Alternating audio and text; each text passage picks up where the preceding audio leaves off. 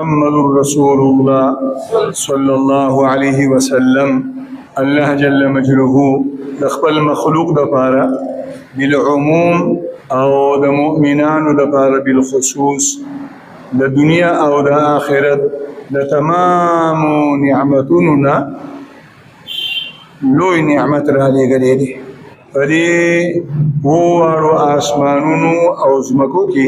څومره نعمتونه الله د خپل مخلوق لپاره جوړ کړي پیدا کړي دي د دې ټولو نه لوی نعمت د الله د مخلوق لپاره محمد رسول الله صلی الله علیه وسلم د الله پاک عظیم پیغمبر وواړه جنتونه او په دې وواړو جنتونو کې څومره نعمتونه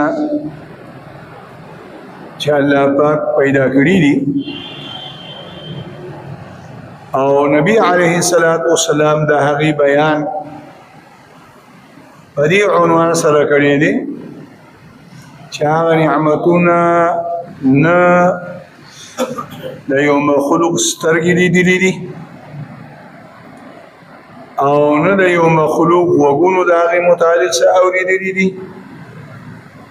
او نه د یو انسان په زړه کې د هغې په باره کې تر اوسه پورې کوم سوچ او فکر راغلی دی نو د جنتونو د دې تمامو نعمتونو نه لوی نعمت الله پاک انسانانو ته چې کوم ورکړی دی هغه آقای دو جهان محمد رسول الله صلی الله علیه وسلم د ټولې دنیا د پلارانو نه خپل اولاد ته دومره خیر نه دی رسېدلی څومره خیر چې د نبی علیه الصلاة والسلام نه د الله مخلوق ته رسېدلی د تمام عالم د میندو نه خپل اولاد ته دومره خیر نه دی رسېدلی کوم خیر چې د نبی علیه الصلاة والسلام نه د الله مخلوق ته رسېدلی د تمام دنیا د پیرانو نه خپلو مریدانو ته دومره خیر نه دی رسېدلی څومره خیر چې د نبی علیه الصلاة والسلام نه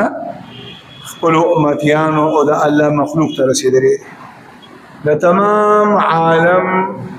د استادانو نه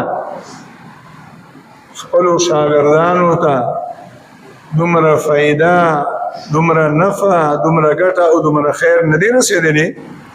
کم خیر چې د نبی علیه الصلاة والسلام د لاسه د الله مخلوق د بالعموم او مسلمان ته رسېدلی دی بالخصوص هر انسان د خپل ځان لپاره خیر غواړي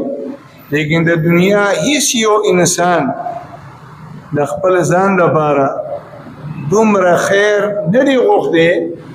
کوم خیر چې د الله پیغمبر د خپل امتي لپاره وکړي